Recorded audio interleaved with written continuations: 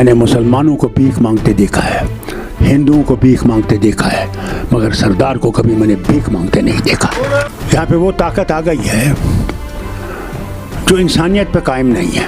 हम धर्म को इस्तेमाल करते हैं अपनी ताकत के लिए, नफरतों से भरा हुआ है और डर हर तरफ है। अंग्रेजों के चलाने वाले कौन थे? हमारे नवाब और बादशाह। उन्होंने तो अंग्रेजों की हुकूमत 200 साल यहाँ रखी। नहीं तो वो छोटा सा टापू क्या करता?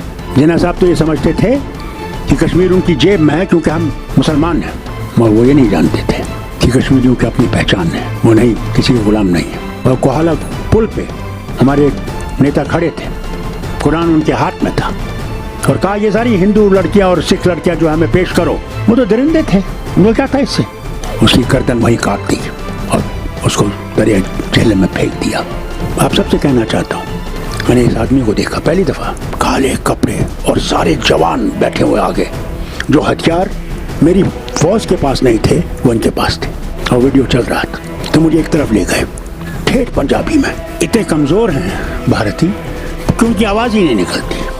जिस तरह से हमने अंग्रेज़ों के ख़िलाफ़ उठ के सब ने, जो कोई मज़हब का सवाल नहीं था उस वक्त, ये था कि इनको हमने निकालना है, और सब खड़े हो गए। ये नहीं कि सब थे, अंग्रेज़ों के भी बड़े मेहरबान थे जो ये कहते थे अंग्रेज़ों को जाना नहीं चाहिए। जो आज कितना भी शोर करें कि हम लोग तो आज़ादी में आपके साथ थे, और कभी आज़ादी में आपके साथ नहीं थे। वो अंग्रेज़ों के पलवे थे और चाहते ही थे कि अंग्रेज़ रहें। और बार बार अंग्रेज़ों से कहा, ये जो कांग्रेस ये मूवमेंट चला रही है, महात्मा गांधी और बाकी, ये सब बेकार की है। मगर फिर लोगों की आवाज़ इतनी मजबूत हुई कि उनको यहाँ से जाना पड़ा। आप इससे लड़ कैसे सकते हैं? इत्तेहाद तो इत्तेफाक कहना बड़ा आसान है, करना बड़ा मुश्किल है। ऐसे एक साहब ने यहाँ पे कश्मीर के सिखों के बारे में कहा, मैं वज़ीर आला था, इनकी संख्या इतना नहीं थी कि इलेक्शन जीत सकते थे। हमने इलेक्शन में एक साहब को खड़ा कर दिया, और यकीन करेंगे आप कि 3:30 बजे, जबकि वो बंद होना चाहिए फॉर्म भरना, 5 मिनट पहले एक जमात ने सरदार साहब को खड़ा कर दिया, सरदार के ही खिलाफ। और सिर्फ 5,000 वोट आए उसके, इस दूसरे के 28,000 वोट आए। मगर चंद वो जो वोट वो ले गया था, उससे यह हार गया। मैंने समझा कि अगर इन सरदारों से इंसाफ करना है तो एक आदमी हमने चुनना है और उसको हमने मंत्री बनाना है कि इनकी मुश्किलात को देख सके। मैंने कभी ये नहीं देखा। इसे आपसे कहूँ, कुरान हमें ये सिखाता है, इंसानियत सिखाता है, बरादरी सिखाता है, और नफ़रत नहीं सिखाता। और कोई मज़हब नहीं है जो नफ़रत सिखाता है, इंसान ही है जो नफ़रत सिखाता है। हम धर्म को इस्तेमाल करते हैं अपनी ताकत के लिए। मैं तो वजह क्या है? आज मुसलमानों की संख्या 22 करोड़ से कम नहीं होगी, मगर पीछे क्यों है? क्योंकि तालीम से महरूम, और किसी ने उसकी तरफ सोचा नहीं। आज तो हालत ये बनी है, हम कितना ही 350 साल मिला गुरु तेग बहादुर जी का, मगर हालत देखें ना हमारे भारत की है क्या? क्या हम इंसान हैं? हम इंसान की तरफ सोचते हैं? नफरतों से भरा हुआ है, डर हर तरफ है। जो अल्लाह को मानने वाला है या गुरु को मानने वाला है और सचमुच उसमें वो जज्बा है, वो किसी से डरता नहीं है। मगर मैं वो जज्बा नहीं है। मैं मुसलमान हूँ, नाम का मुसलमान हूँ, अमल का मुसलमान नहीं हूँ। अगर मैं अमल का मुसलमान होता, मैं डरता नहीं। मैंने एक ही धर्म देखा, वो ये मार्शल रेस सिखों की है। मैंने मुसलमानों को भीख मांगते देखा है, हिंदुओं को भीख मांगते देखा है, मगर सरदार को कभी मैंने भीख मांगते नहीं देखा। ईमानदारी से आपसे कहता हूं, ये है ये धर्म। कभी मैंने सरकारी ज़मीन पे गुरुद्वारा नहीं बनाया, मगर आप देखेंगे मुसलमानों की मस्जिदें सरकारी ज़मीन पे थी, हिंदुओं के मंदिर सरकारी ज़मीन पर बन रहे हैं। मगर मैं उनमें से हूँ जिसको अल्लाह ने तौफीक दी कि काबे के अंदर घुसा। इन्हीं हाथों से मैंने काबे की दीवारों को धोया और चारों तरफ 2-2 रकात पढ़े, मगर अल्लाह वहाँ नहीं था, अल्लाह मेरे अंदर था और उस अल्लाह को मैं पहचानता नहीं था। जिस दिन मैं उस अल्लाह को पहचानूंगा मुझे कोई धर्म बुरा नहीं लगेगा, क्यों वही अल्लाह ने हमको बताया है।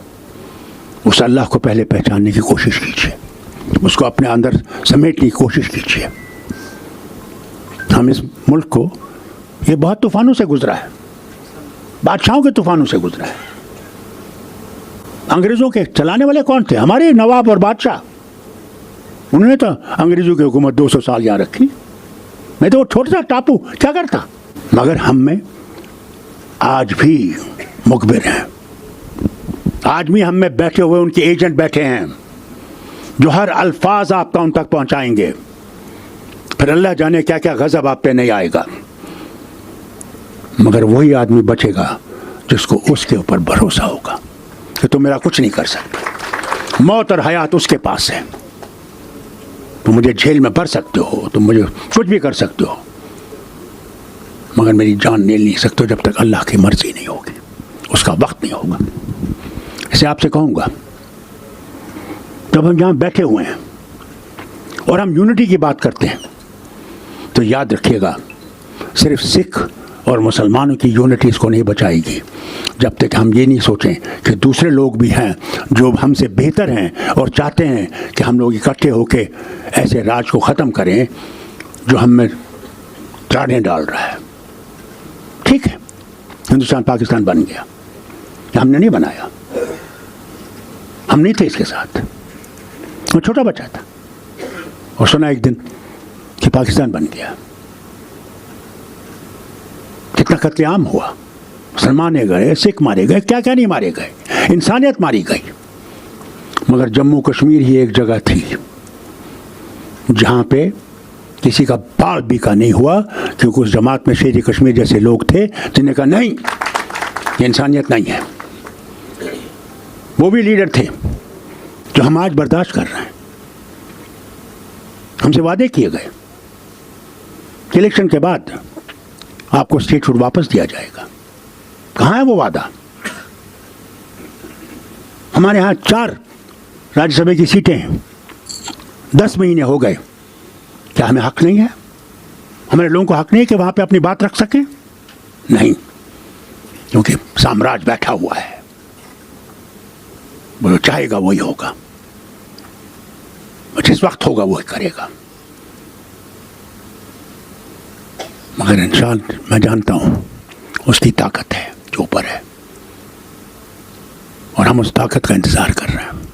वो कहता है सब्र और बर्दाश्त, और मुझ पे पूरा यकीन रखो। हम सब्र कर रहे हैं, बर्दाश्त कर रहे हैं और उस पर यकीन रख रहे हैं। जिस दिन आप में ये सब्र और बर्दाश्त आ जाएगा और उस पर पूरा यकीन आएगा, मैं आपको बताना चाहता हूँ कि भारत बदल जाएगा और ज़रूर बदलेगा। ये मत समझे कि हर वक्त रहेगा।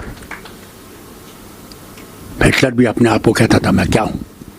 मुसोलिनी की आपको याद है, इटली में वो भी था, और उसने भी ऐसा जिस तरह ये आरएसएस के वो लोग उन्हें किटे पहनते हैं और वो कमीज़ें पहनते हैं, वैसे ही कलर के वो भी थे, उसके भी थे, जुल्म करते थे।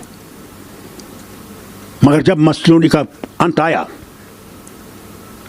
फांसी देकर जब उसको लटाया गया, तो लाखों लोगों ने उसके जिस्म पर पेशाब किया, जो अपने आप को समझता था कि मुझे कोई हटा नहीं सकता। हम उस ताकत को पैदा करें, अपने में शक्ति को पैदा करें। भाईचारा ठीक है, मगर भाईचारा सिर्फ अल्फाजों से नहीं हो सकता। जब 84 हुआ और मैंने वो दंगे देखे, मैं कभी भूल नहीं सकता। और मैं गया पंजाबी पाक क्या कहते हैं इन इलाकों के, उनके साथ, लीडरों के साथ।